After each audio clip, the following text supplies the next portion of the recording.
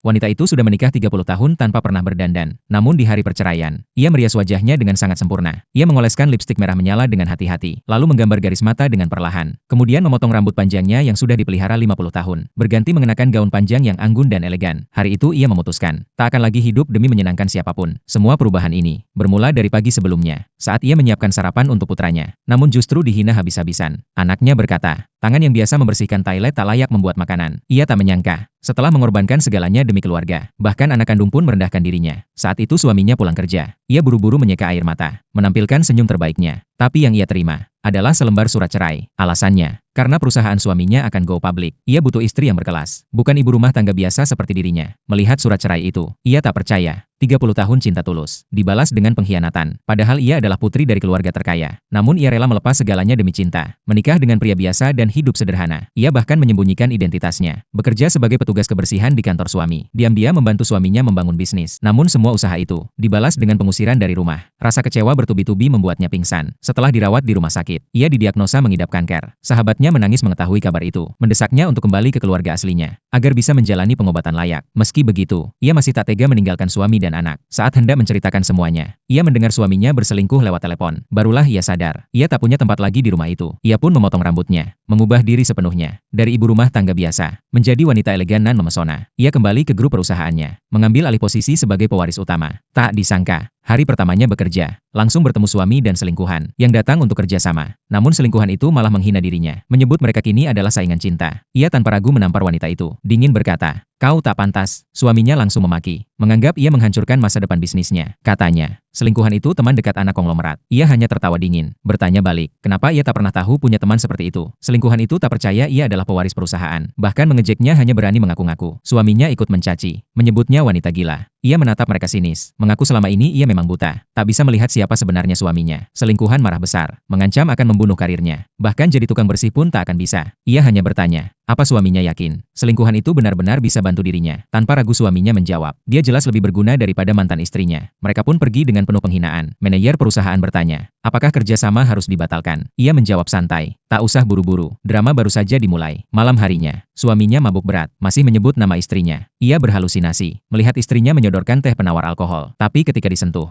hanya bayangan kosong. Wanita itu sudah tak ada lagi. Panik, ia menelpon istrinya, tapi hanya mendengar nada tidak aktif. Lalu bel rumah berbunyi. Ia pikir istrinya kembali. Ternyata hanya kurir, mengantar surat. Di dalamnya, surat cerai dari istrinya. Ia menulis, akan keluar rumah tanpa membawa apapun. Besok akan urus perceraian resmi. Keesokan harinya, suami itu menerima telepon dari perusahaan konglomerat. Kerja sama disetujui. Ia bahkan diundang ke pesta ulang tahun keluarga pemilik. Ia mengira, ini semua berkat selingkuhannya. Dan langsung